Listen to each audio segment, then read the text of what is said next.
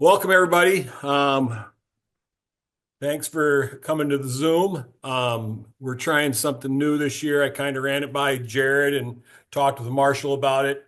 Um, you know, e- ever since ever since COVID, when we started going back and we're back in person, um, by the looking at the schedules and stuff, I said let's give.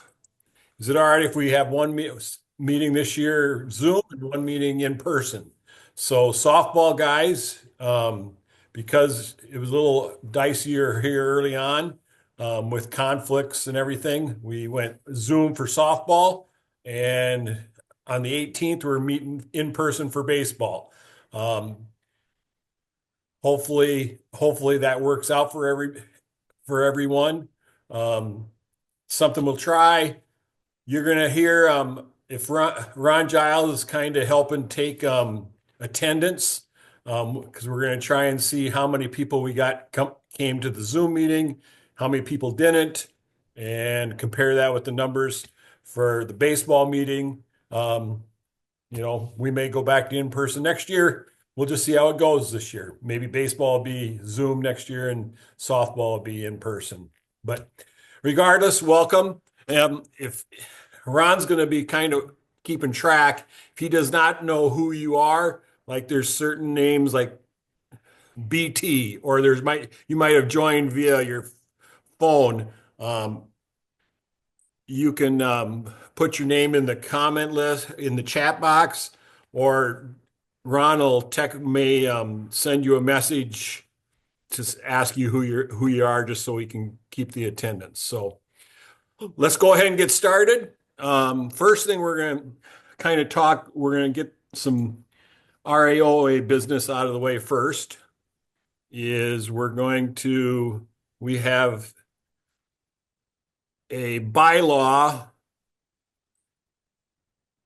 that we've presented to all of the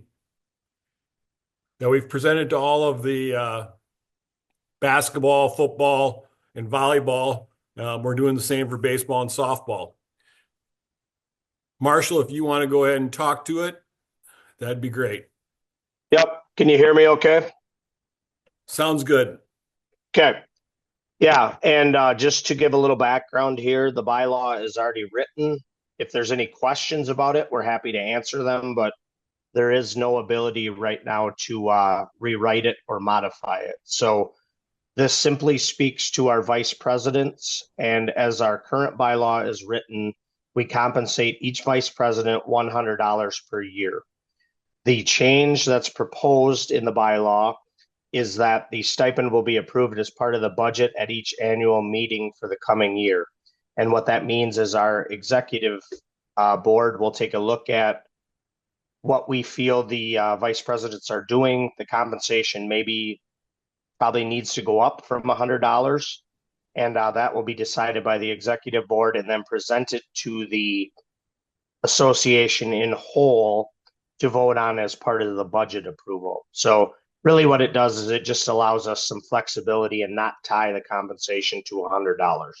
We're not really looking to do anything drastic here, but it just allows the ability to move that compensation up because the vice presidents are doing more and more in each sport as we evolve and grow, and it allows for that. So again, it's presented here at this meeting. It's been presented at other sport meetings. It'll be presented at the baseball meeting, and then it will be voted upon at the general membership meeting in June.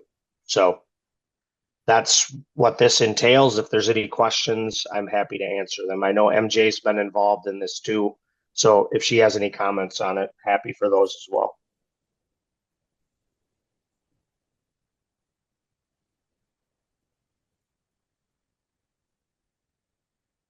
All right. Hearing none, we'll it'll come up to the June meeting to be voted on via all membership. So okay, thanks, Noop. Yep. All right. First thing I just want to kind of kick off here is give everybody a feeling where the scheduling is at right now. Um, I've received I've got all the games into Arbiter. I've done a very limited amount of scheduling up to this point. And the reason for that is schools are still changing their schedules. And softball, the first practice day is tomorrow. Baseball is not for another week. So specifically for softball and all of us is we're still trying to figure out who has enough teams for to play JV and varsity at the same time. And are they going to play varsity first and then JV after, or JV before the varsity? All that is still in discussion, and they're going to know more this week. And I've asked ADs that, I've given them kind of a soft deadline of the 15th. Um, hey, if you can let me know by the end of this week, that would really help me out. Um, and I know HBL is meeting on Tuesday. Three Rivers, I believe, is meeting on next Monday. Um, I've got a good feel for the Southeast Conference and Big Nine. I've asked their ADs to give me a good feel um, by the end of this week, if at all possible. So that's the one stumbling block that's still in flux at this point um, that I'll deal with as it comes along. But once I get that all straightened out, then I'm going to dive headfirst into scheduling. But to give you a feel for what things are looking like right now, here is my good old fashioned heat map. Um, Hopefully everybody can see that. As you can see, starting, there is one game on March 20th. Other than that, we most of the softball games are some softball games are starting that 25th. There's a few baseball games. Um, this year, we may get those in. You never know. We'll just have to see how the weather goes. But this gives you a feel for. I go through. I keep this right next to the computer. Then when people are trying to assign reschedule games, I can look at I can look at this and say, hey, you can't reschedule on that date. We had a school just last week um, want us to cover three of their games. I told them two of them we could, one of them we couldn't. And as you can see in May here, Tuesday, the lines that are, I'll say, um, light brown or whatever, those are Sundays to help you gauge where the numbers are and what the weeks are like. So you can see on Tuesdays and Thursdays, pretty much starting, um, right after Easter, you know, that 22nd, you can see we've got 20 and 28. So there's 48 games. Anytime we get over 20 games on a particular day, and that includes baseball and softball, I don't like to pull any more games than that, just because that runs us a little thin with people that have blocks, people that have other things going. Um, you can see here this 28th is a busy Monday. So if somebody wants to reschedule on the 28th, I'm going to say, nope, not going to happen. Pick a Wednesday, pick a Friday. This gives you a feel for, I'll say there's a few less Saturday games this year, it seems like. They'll get more as we're going, if we get some reschedules and stuff. The big day that told everybody about is on the May 10th. Um, that seemed to be the day that Lourdes is having their softball tournament. KW is having a triangular. Rushford's having their softball tournament. Cassin's doing something. Um, Pine Island's doing something. That was the day right now that I've got 10 double headers. Basically it'll be 10 double headers that I send out to people. And the ones that are triple headers, that's included in that 10. So quite a few. So that'll be a big day, and I'll try and get that scheduled sooner than later. So just to make sure we've got that on people's calendars. Any questions kind of on where the scheduling, what questions on my heat map, questions on the scheduling in general? It's gone pretty smoothly. We just got to let things pan out here this first couple weeks and then we'll go ahead. My goal is to, I will get I will get all of March scheduled by the end of this week. That includes the RCTC tournament. That's a 3-day tournament this year, Friday, Saturday, and Sunday. Um, I'm waiting for to hear. RCT's notorious. When it gets right down to it, somebody's going to drop out, and that throws the schedule into chaos. Right now, they've got um,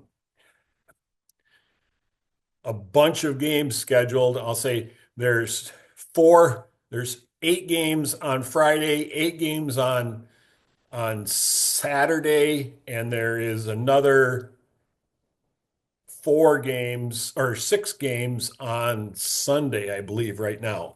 So there will be plenty of games to pass around. Um,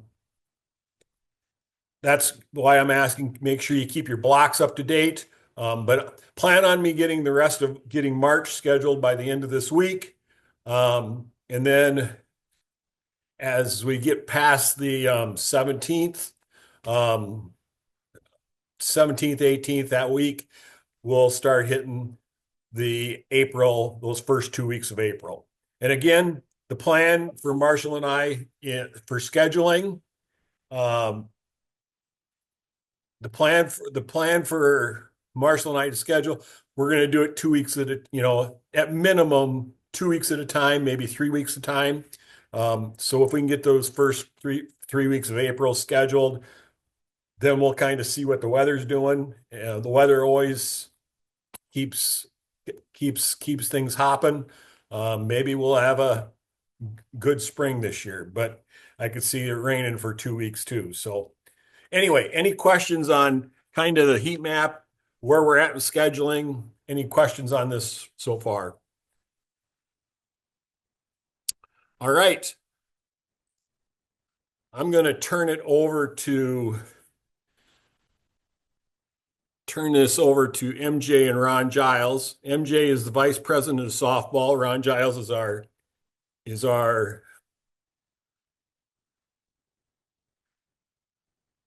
clinician, and we'll let them do some presentations on softball before we jump into um, I'll jump into the arbiter stuff. Let's see. How do I let you do that, MJ? I think I can share. Can you share? I can share. Yep. All right. So Ron, um, come on. And I got a little bit of a cold here going on. So I'm gonna Oh, see. well, so do I. If you can only tell from I've been spent too much time in basketball gyms the last couple weeks. I guess I picked something up, but we'll get through it. Okay. So Ron and I put this together the last couple days, just some reminders. There's not many new rules. So just it's always nice to have a little bit of a visual here. So just to kind of kick us off and get us rolling, just and get a few reminders headed in, get us pointed in the softball direction. Ron, go ahead. All right, sure. So the only true new rule we have this year is electronic communication is allowed in a one way manner between the head coach and the catcher. Now, there's a couple of different devices that can be used. As far as a smartwatch or they have an earpiece. There's different things out there. As long as it's one way and the catcher can't talk back to the coach or do anything back to the coach, we're all good with that. Hopefully, this will speed up the game. Question is, how many teams will use it? Hard to say at this point. It is new. So just if they do have it, encourage the use of it.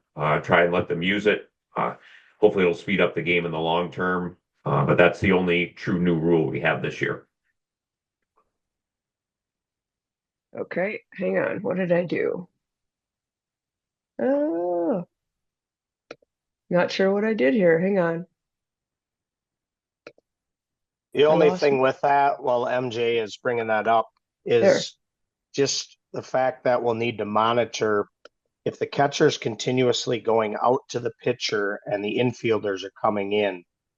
The coach can't use that as quote unquote a free conference to go out and be able to communicate to the catcher, and then she's disseminating information to the infielders. So just keep an eye on things. If you notice that that's happening more often than not, you may want to have a word with the catcher and the coach to say, I hope you're not using that to get a free conference, because if you are, that's outside of the rule. This is simply for pitch calling and hitter to pitcher catcher strategy. So just a little note on that piece. Okay. Why will that not go? What's the problem here? All right. So, and again, this is just part of that clarification, kind of what Marshall said. This is just with the catcher. All right. Yeah, And the sorry coach, about that. I didn't realize you had slide 2. yeah, that's okay. Yeah, we got a few here. So it's just with the catcher, not with anybody else. And the coach must be in the dugout area to use that. So again, it just kind of clarifies that. So again, I know there was a couple of questions too on the test about other players wearing smartwatches, et cetera. So it's just something that we need to be aware of with technology. And hopefully, it's not abused. But like Marshall mentioned, if it is, manage your situation.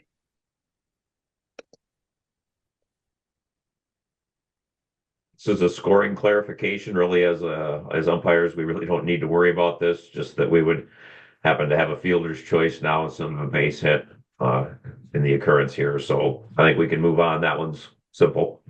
Right. And there's a lot of editorial changes. And again, sometimes, these are just a word, a comma, whatever it might be. So I just put them in here because we'll have Tim put these out on the webpage. So if you want to go back and look at it, just kind of for a quick and dirty reminder, it's there and you can find it all in one spot.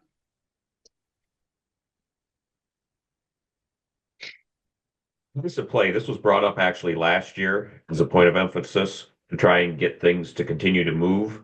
Just a reminder, the fact that they get 60 seconds from the end of the previous last half inning for the batter to get in the batter's box. The batter then has 10 seconds to be ready. And of course, the pitcher has 20 in order to deliver that pitch. Marshall, can you clarify? I haven't heard anything that we're supposed to be using a stopwatch. How technical do they want us to be on this? You beat me to the punch. Thank you. Please, in high school softball, no stopwatches. Use a common sense clock in your head. You can mention this at the pregame, but know when it is 38 and windy, we may have coats in play and some of that stuff. So be a little bit judicious here. But these are numbers, but they're not hard, fast rules. So use some judgment, but know you have these as a guideline when the coach is taking a minute and a half between innings to say, coach, by rule, we got to be going in 60 seconds. So we need to speed this up. Otherwise, we'll apply the rule that we need to. So please don't use a stopwatch. That's not passed in high school softball. Just kind of use that common sense count in your head. And if it's getting to be too much, you have this in your pocket, in your toolkit to utilize. So. Right, I agree. And when you have that batter that wants to step out of the box 15 times before they take that first pitch, it's adjust batting gloves. Yeah. Yeah. A great crutch. Just say, hey, come on, we got to play ball here. So go ahead, Ron. All right. So last year as VP, the two questions that I got most from people regarding rules were on the look back rule and the DP flex. So MJ and I decided to put a few slides together to just give a little refresher on what that is. I'll also mention that all these slides are out on the State High School League website. It's a great tutorial if you want to review them before your first game, have a question like that, because quite honestly, half the coaches don't know, especially the DP flex rule.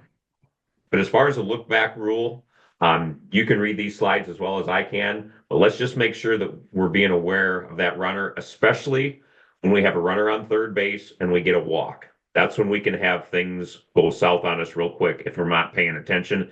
Make sure you've communicated with your partner in your pregame meeting, who's watching what, to know which umpire's watching which person in that case, so that we make sure we get those calls right, because those can be a crucial call. And Ron, you want to clarify what's considered in the circle? As long as the pitcher has her feet on, they don't have to be completely inside, but possession and on, at least on that white circle, she's considered to be within the circle. So it might take us a couple looks ourselves to look at the pitcher, look at the runner, know the situation, look at the pitcher again, depending on what the situation warrants. So again, I snapped these off of the high school league one just to give us a couple of situations that are common situations. And again, you can go out and look at those federation slides in bigger detail, but just kind of talking, Ron, you can go ahead and talk about these situations if you want. Yeah, I think the visuals are the best learning tool here, rather than listen to me talk. You can see which case when they round first base, when they're obligated to first base versus second base. There's multiple pictures out there on the website, the high school league. They give great visuals on probably 6 or 8 different potential turns at first base, what they do, whether they stop, anything like that. So I just highly recommend taking a look at those. So I think biggest, oh, go ahead, Marshall. I was just going to say, as we get this in our head and think about it, 75% of these, when they come into play, is when we have a walk and there's other runners on base. This is when they're pushing the envelope on this rule. Or if we bunt and it goes into the infield and we have runners on base. So just as you think about it in your head, when we're going to have to really look to apply the look back rule, it's often on a walk or an infield hit that may go back to the pitcher or gets back to the pitcher relatively quickly. And that's when we really need to think about that. So just to add that to it. Thank you. I'm really struggling with technology tonight. Here we go. So this is another one. And I think these are the key things to remember here is, with these color coordinates too, is where that runner is and where they stop. Okay. What makes them have to go back? What protects them? What makes them, their status committed, to that next base? And then what releases them from that, which is that pitcher making a play or leaving the circle. And those are all the pieces of the puzzle that have to come together so that we can officiate these correctly. So again, sometimes we run into a couple of these like E, where a runner will run past and then they turn around and then they maybe shuffle like 2 steps towards back towards first base, but somebody thinks it's maybe an attempt to go to second. That's what we need to know, is that status.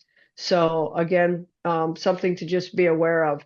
Or like in C, where they run past the bag and they go a long ways out and then they stop and then they take off. So have they committed or are they coming back? And then what's our ruling on that if there is a throw or a tag? And then the key to that, as you look at these, is that red line really is, when they become motionless. If they're in continuous motion, we have different rules that apply. It's that they come to a stop, and that's when the look back rule really comes into effect, when they have to go one way or the other. So knowing that, and then also to MJ's point, knowing when did they just turn to come back towards first base and when did they make a motion to go towards second base, because that changes how we're going to rule on these as well. Correct. Okay. All right, Ron, you're on. All right, DP flex. This was probably the biggest question that I got last year, which is fine because I understand it's not necessarily everybody on the same page, especially with the coaches. So just make sure that you have this in your head before you go to that game and be ready. When you're looking at your lineup card at the start, you're always going to check to see if they're using the DP flex. As it says, the DP is the offensive specialist, the flex is the defensive specialist. Again, if they start the game with the DP flex, they can go from 10 down to 9, they can go 9 back to 10. But if they don't start with the DP flex, that cannot be added during the game. And I think those are probably on the next slides as well here, MJ. Yep. This just kind of reiterates what you were just saying there. And this is what's key, right? If you start with them and never use it, you have the option. If you don't use it at all, that's fine, right? So you can drop back down to 9, but like Ron said, if you don't start with it, you can't add it. So the biggest thing I think the issue is the substitution piece. So go ahead, Ron. There is a great tutorial, which we took these slides off of the high school league website to see how it is. If you want to go out and take a peek at it, kind of know how to do your scorecard lineup card when you're going through the game. I even learned something from that when I went out there this year. It's great. You can see here where the offensive player, the DP is, and where the flex is. MJ, I can't remember how many you put in here. Let's scroll through to see if it shows how they went through. Yeah, this is what I wanted to do. So you can see how here they put the person in. It's no different than a substitution for anyone else in the batting order. And then if you continue on, MG, I think that shows how they went with the DP and the flex going in for each other. This is probably the one that gets the most confusion, is when we have the flex player going in for the DP, totally legal. But you can see how they drew the arrows to show when they went in. And then, so in the first pick up top, it shows how the flex going in for the DP. So now we're going down to 9. And then when we go back on the next slide, you can see how the flex goes back to their position. VP comes back in. Now we're back to 10.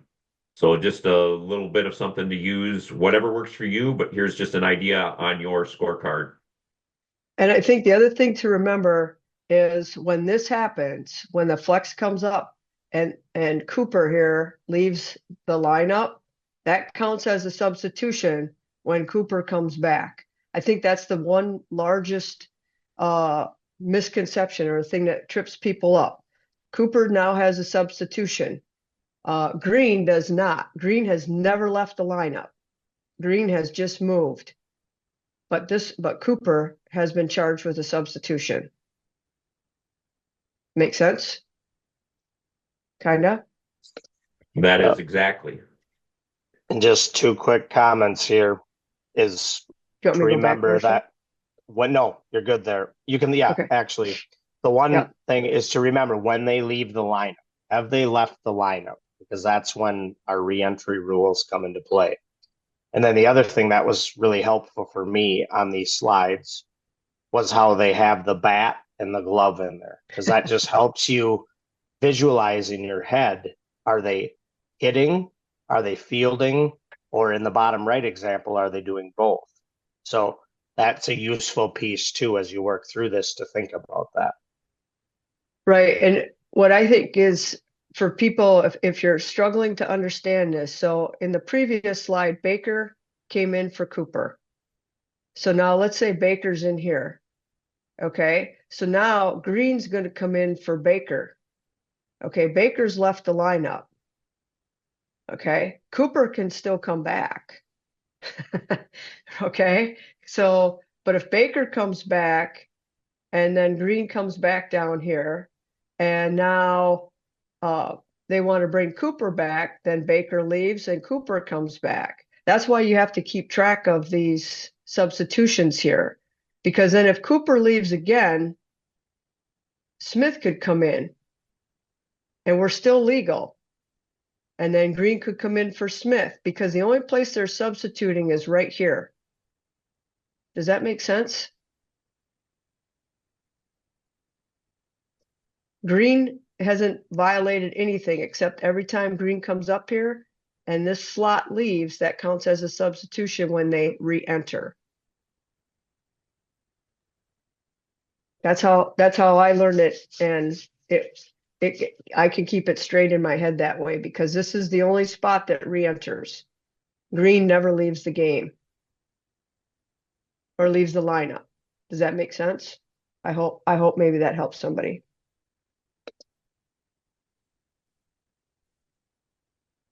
And there again, here's just a couple of clerical things as far as the DP can play any defensive position. It's not for any specific player. If they're, but remember, if the DP does play defense for the flex has left the game, and then at that point, we're down to 9 at that point. But we can go back to 10 as we mentioned earlier. Yeah. So again, these Yeah. are just oh, go ahead, Ron. Kind of Nope, the go ahead. reminders. Yep. Well, just kind of the reminders. DP can never be on defense only, right? And the flex can never be on offense only. So they're tied together, like it says down below, and they can play defense the DP and the flex can play defense at the same time. So again, just some easy reminders to keep yourself out of the soup with the DP flex. Because I think sometimes there's a misconception that if the DP is going to come in and play defense, they have to take the same spot that the flex player had. And that's not true. They can play any defensive position they want.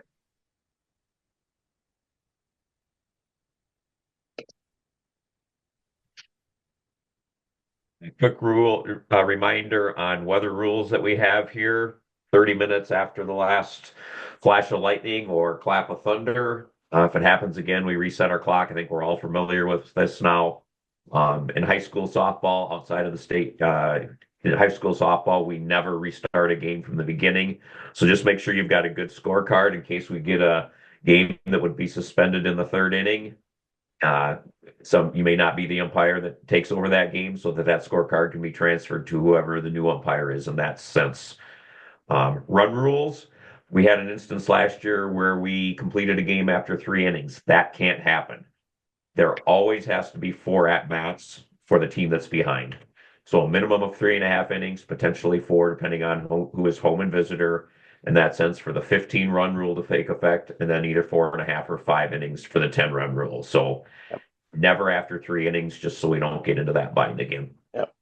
And just a quick note there, if you do get in one of these game situations where both coaches are on the same page and they really want the game to be over because it's 30-2, you can quickly remind the offensive coach, when your runner gets on base, you can very obviously have her leave early and we will call her out and you'll get an out. In that way, we can fulfill the rule. We've all had that happen in games where the coach will say, I'm going to have her leave early just so we can keep things moving. As long as everybody's on the same page and they're cool with that, that's a way that we can facilitate this in a 30-2 game.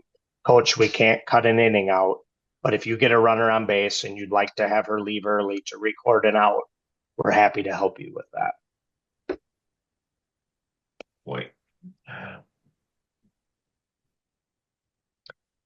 So again, this is just a clip from some of the things. If you're unfamiliar with the softball page out on the central hub, this is just a short snip of what's out there. So I'm sure they will update a few things if they have new tapes from the Federation on anything.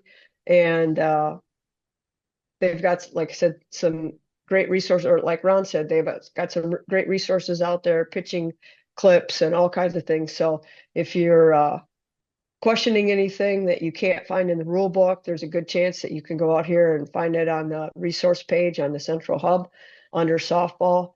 Otherwise, Ron can help you for sure, and I can help you for sure, or Marshall can help. And we hope this just a quick reminder of some things to get us thinking about softball here. Hey, everybody, can you hear me? Yes. Okay, this is Randy. I just wanted to mention that I put a link in the chat from a YouTube video about the DP Flex if anybody wanted to watch that as well. It's one of the best ones that I've ever seen, and it's explained in a way that's really easy to understand. And I just recommend anybody wants to just click on the link in the chat and check that out when you get time. Super. Yeah, thanks. Thanks. Yep. Okay, Ron, Marshall, anything else?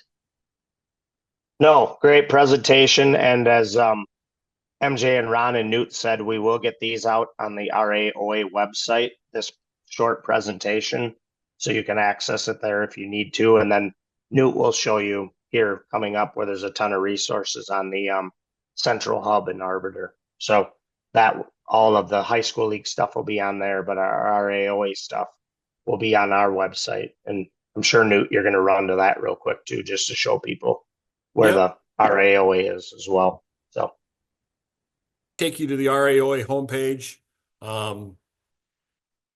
raoamn.org.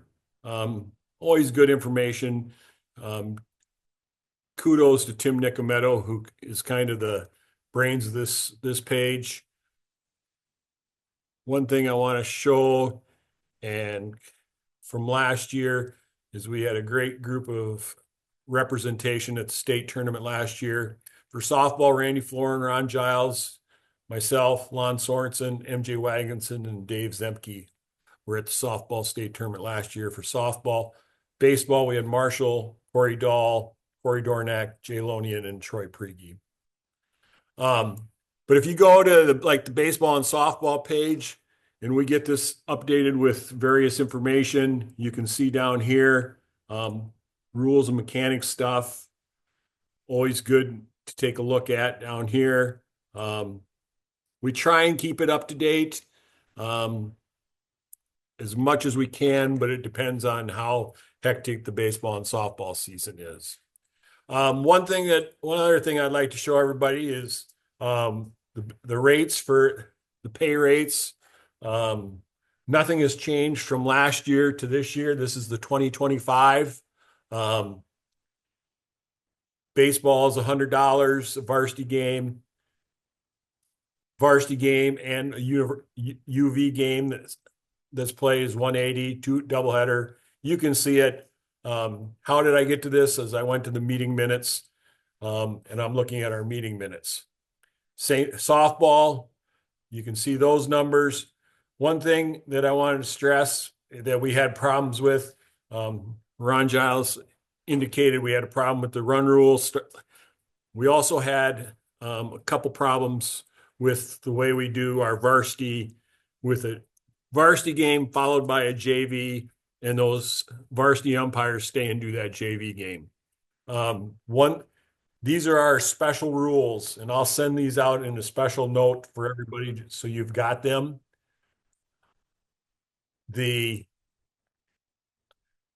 I first ran into these when I was been working softball in Iowa the last few years. Just because a lot of times we're trying to speed up that second game because we're basically trying to get kids involved and not make it some JV games can get long. So we're trying to prevent that longness, for better words. The game, 70-minute game. No inning starts after the time or 5 innings. We put a 4-run allowed per inning. You got open substitution and no batting restrictions. If you're talking with the coaches and making them aware of everything, there's usually not a problem. What we can't have happen is a game that at the 50-minute mark, the umpire calls it. We can't have that happen. And we had that happen a couple times last year where we did not give the JV team, and that looks bad for all of us. We're trying to get them to buy into this, and we've done a pretty good job. We just can't cheat the kids out of that 70 minutes. Early on in April, you might run into darkness, and that plays a factor into this.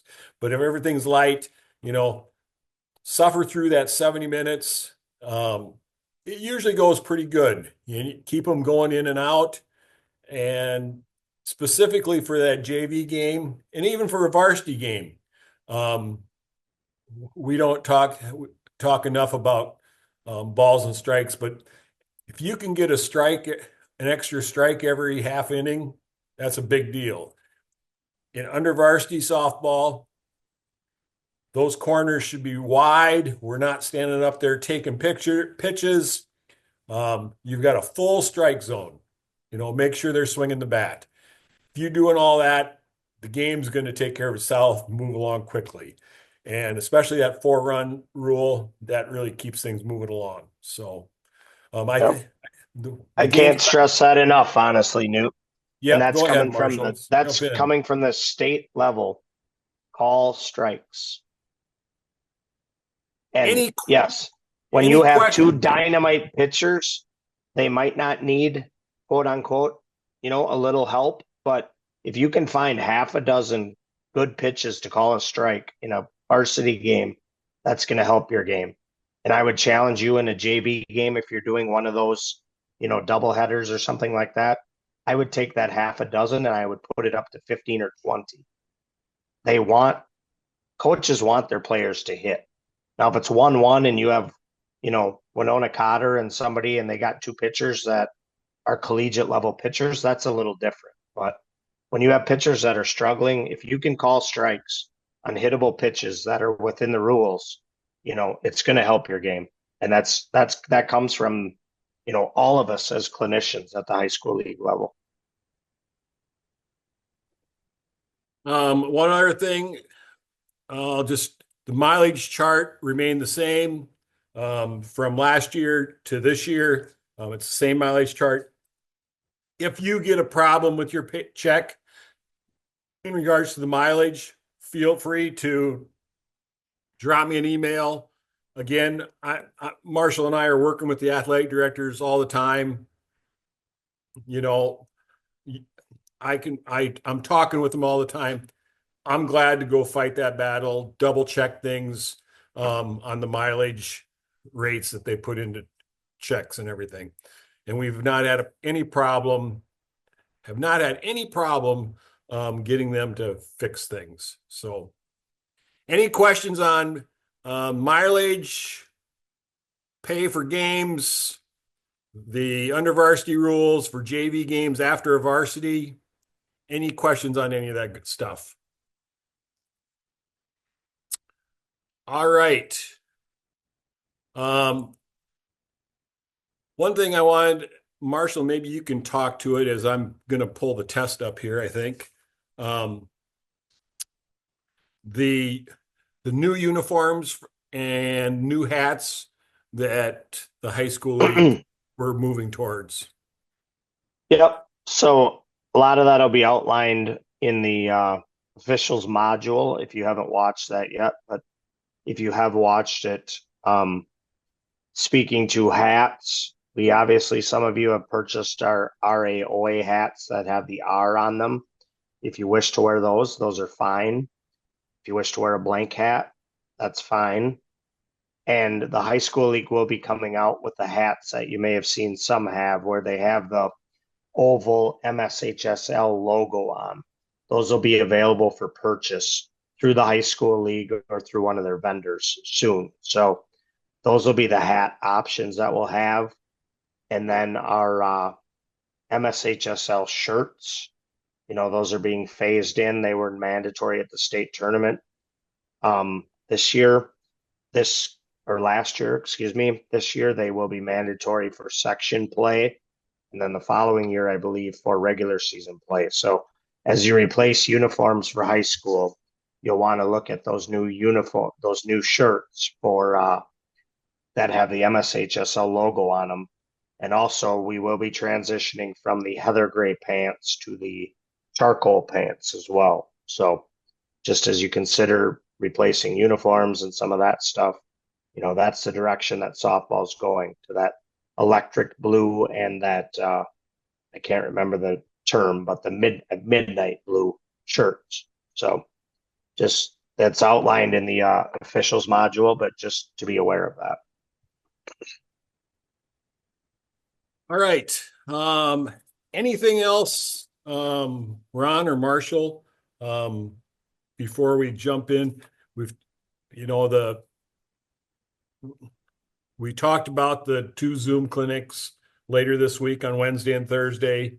Those get registered for those.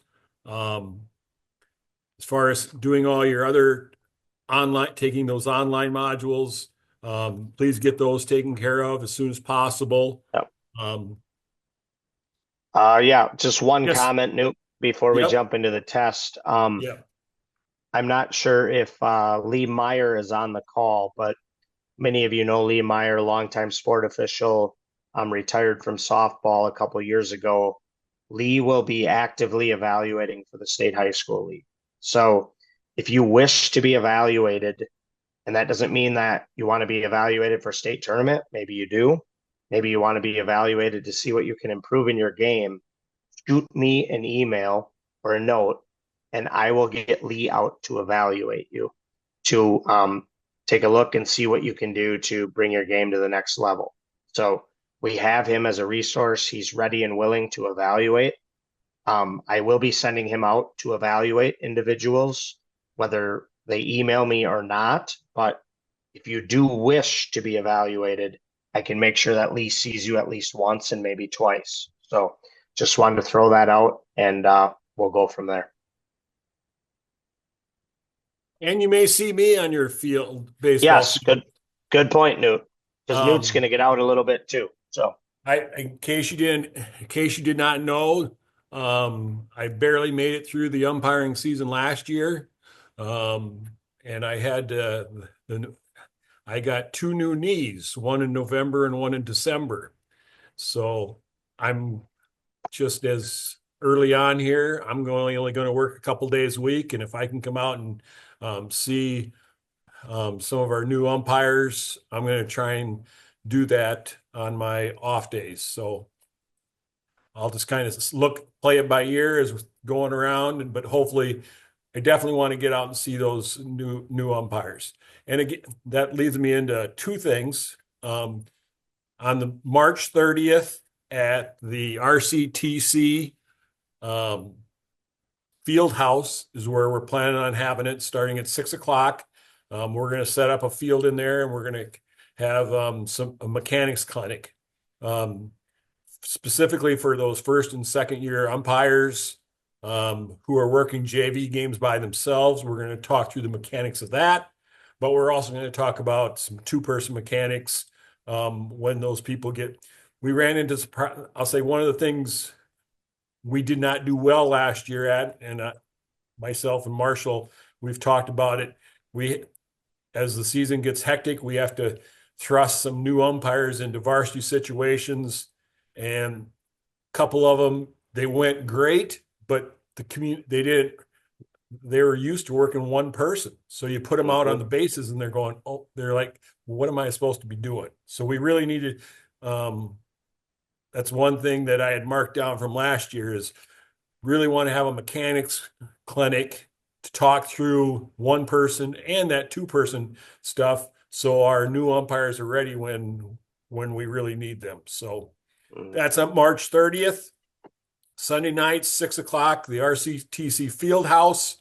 Tried to get it in the dome, but couldn't quite sneak it in there. So yeah, so that'll be coming up.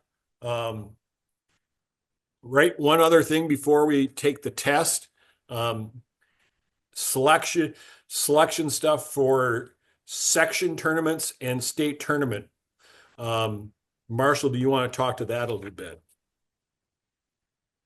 Yeah, I can. The state tournament selection will occur as normal. We have a meeting in late April in which we select state tournament umpires. Again, you need to be state eligible in order for that to happen. Section tournaments, I will, in conjunction with Newt's guidance and discussion, assign softball for section 1, single A, double A, triple A, and 4A. So that section process will occur early May is when I'll work on assigning that. So there will be an email that Newt and I will get out as to getting your eligibility updated via arbiter, meaning when you're open, when you're blocked, as to section playoffs we'll start talking about that in late April. And those will come via a different arbiter account. They come from the section softball account. And the reason for that is that account is able to vet people that have that section availability that we talked about when Newt was showing the eligibility tiers. So that'll happen in that manner, and we'll go from there. So more to come on that, but that's how that process will occur. Anything I missed on that, Newt, from your perspective? Nope, that sounds good. That sounds good. All right. One thing, I don't know if we've ever really taken the test via Zoom. If we were in person, we'd have everybody read things out. What I think we'll do tonight is I'll just read off I went out there, I've clicked on the test, and I think what I'll do the easiest way tonight is I'll just read the answers as we go along here. If you've got a question, I can help you out. I've got rule references for anybody that would like that. All right. Number one, answer is 2. Question 2, the answer is 4. Question 3, the answer is 4. Question 4, the answer is 1. Question 5, the answer is 4. Question 6, the answer is 4. Question 7, the answer is 1. Question 8, answers 1. Question 9, answer is 4. Anything else on that page? Any questions on that page? All right.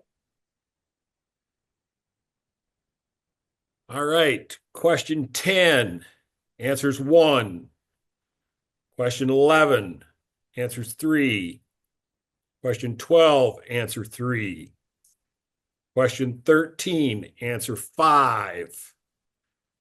Question 14, answer 2. Question 15, answer 3. Question 16, answer 2. Question 17, answer 2.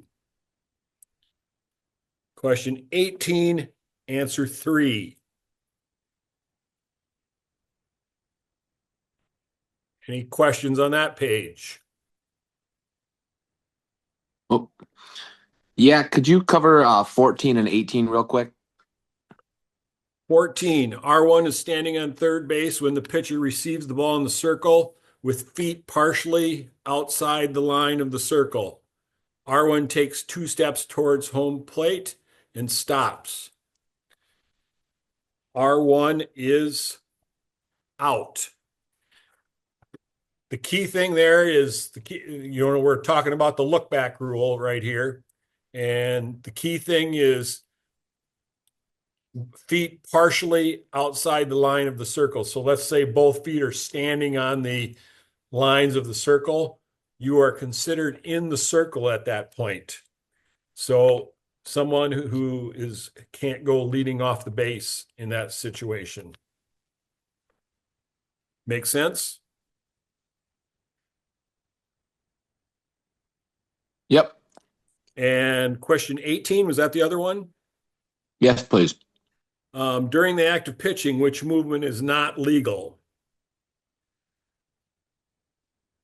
Okay. The pitcher replants the pivot foot before the act of delivering the pitch. So pitcher is in the wind up, and the pivot foot moves forward and replants. So let's say move 6 inches in front of the pitcher's plate, replants, and then that's where she pushes off. That is where that becomes not legal. There's great videos if you, as Randy pointed out, a YouTube video. If you did a search on YouTube videos on even in the high school at the Central Hub, I believe they've got some really good pitching videos on illegal pitches, and you would see where that is. Does that make sense? Yes, thank you. All right. Question 19. Wait. I have a question on 13. Okay. Did you say the answer to 13 was 5? Question to 13. The answer was 5. A and B only. So it is permissible for the coach to receive information from a spectator in the stands?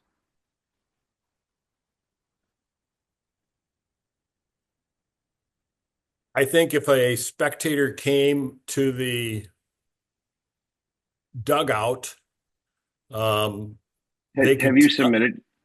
submitted your test? Is that answer for sure correct? I got 100%. Okay. So that I saw that myself when I was doing it, and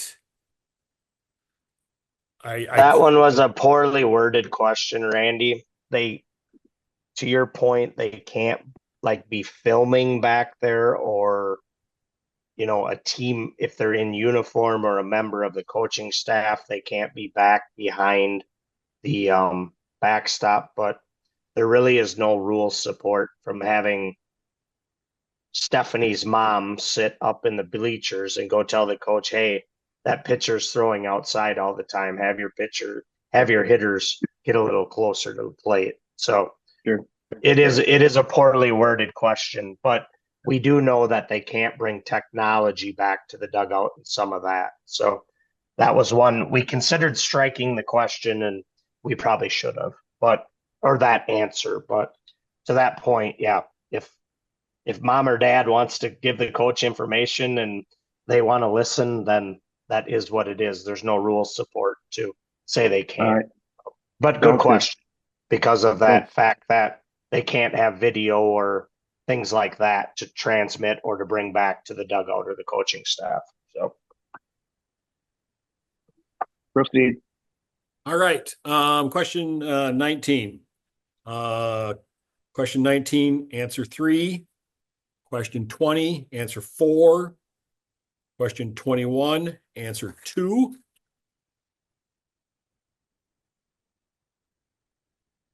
22, 3. 23, answer 4.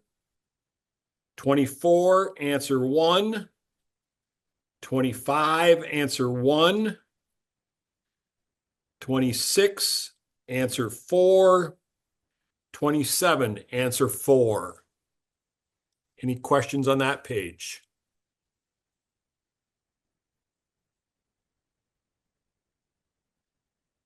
All right. 28, answer 1. 29, answer 4. 30, answer 3.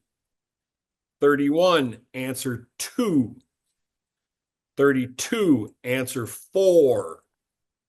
33, answer 4. 34, answer 2. 35, answer 4. Any questions on this page?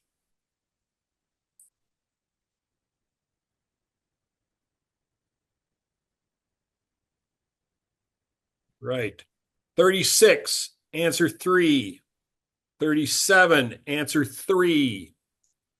38, answer 3. 39, answer 1. 40, answer 2. 41, answer 1.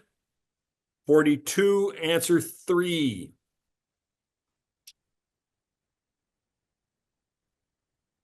43, answer 2. 44, answer 5. 45, answer 3. Questions on this page?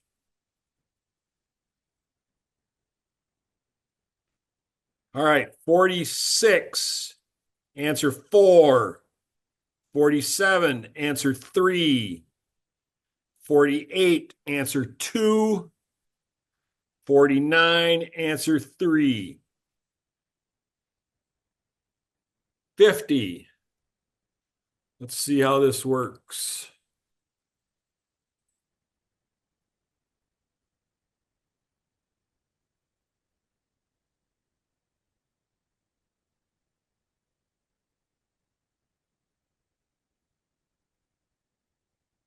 Answer to 50 was 2.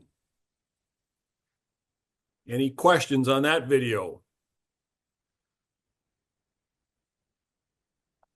All right, 51.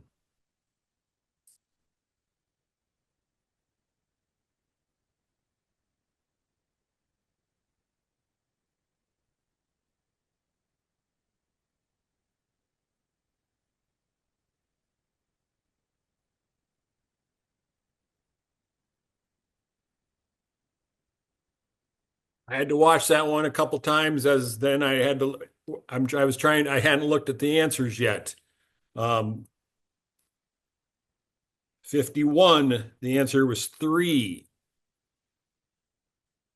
That was obstruction. The shortstop impeded the progress as the runner as she was trying to go to third base. All right, 52.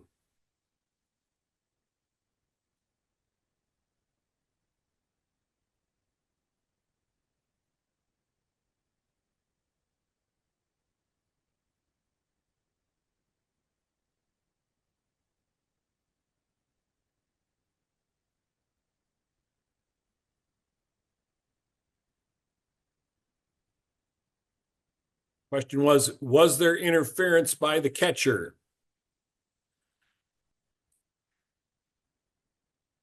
The answer was 4. I should say interference. Was there obstruction? That was obstruction by the catcher. The answer was number 4. Should have been verbalized and hit the delayed ball signal. All right, 53.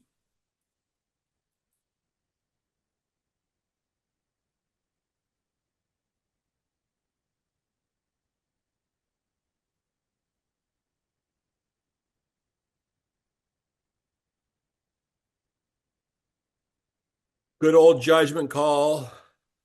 The answer for 53 was number 1. Point on that, Newt, a good thing that I think Marshall probably taught me this, but if you see that, give the safe sign. That lets the coach know that you saw it, did not think that there was interference on that play, and that'll just help if they come ask you after the play. Yep. Just to that point, that is a great mechanic, and thanks for that, Ron. Just be delayed in doing that a second or two, because that will avoid you from having your partner coming out, killing it, and selling it that it's interference as you're giving the safe signal.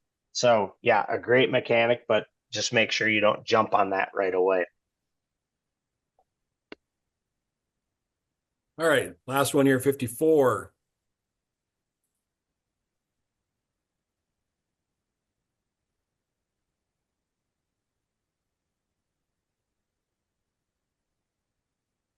With 54, the answer was 4.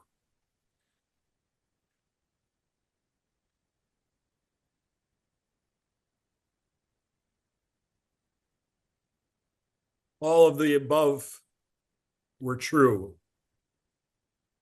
So if the ball is out, if the batter gets hit and she's in the box and she did not try and make an obvious attempt to get hit, batter is awarded.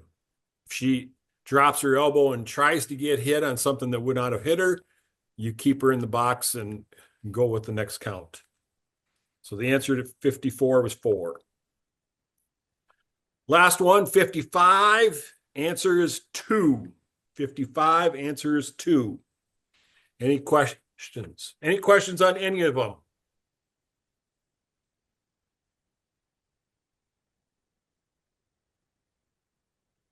All right. Yeah, hold on. I'm sorry. Yep. That number 54, if Correct. if they're leaning, okay. If it's outside of the box, but still not in the strike zone necessarily, and they get hit, but they didn't make any attempt to move. Like, is it just because they're in the box when they don't make an attempt that they are awarded first base?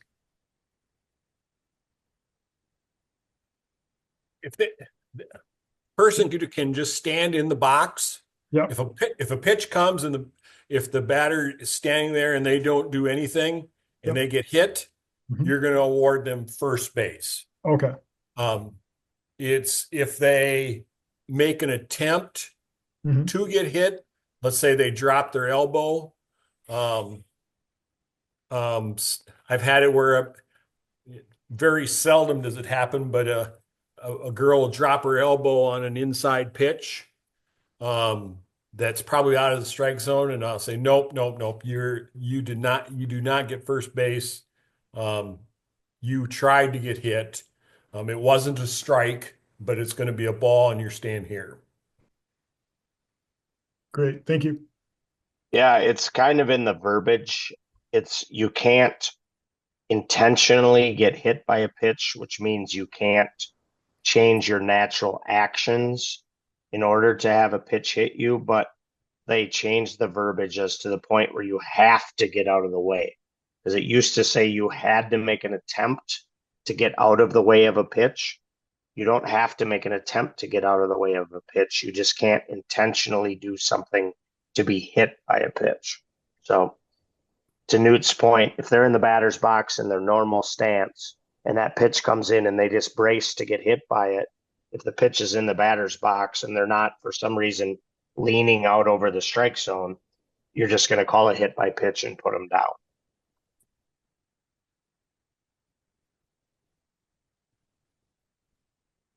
All right. Again, the deadline to get stuff done is March 19th for softball. The schedules for March will be out by the end of the week. Any questions on anything on the upcoming season? All right. Appreciate if you have any feedback, drop me an Newt? email on how the meeting went. Go ahead. Could you go over, I missed 1 through 6 and number 53, please? Sure. 1 through 6. 1 is 2, 2 is 4, 3 is 4, 4 is 1, 5 is 4, 6 is 4. And 53 was 1. Quick admin note, if iPhone 131 and the 507458 number and Teddy could throw in the chat who they are, appreciate that. Thanks, Ron. Yeah, if there's any questions or any comments on how the meeting went, feel free to drop me an email. We're looking for that feedback. If you got questions throughout the season, don't hesitate to give myself or Marshall a call, email, situations. You can contact Ron on any plays that you have questions on throughout the season. So yeah, I'll call it a night, and thanks for. I would like any first year umpires to stick on for just a few minutes to talk with them, but everybody else, thanks a lot for joining tonight, and have a great day. Night. Yes, please do provide feedback too if you enjoy this modality versus in person. Because if this is more effective, we'll certainly continue to do this. So, thank you.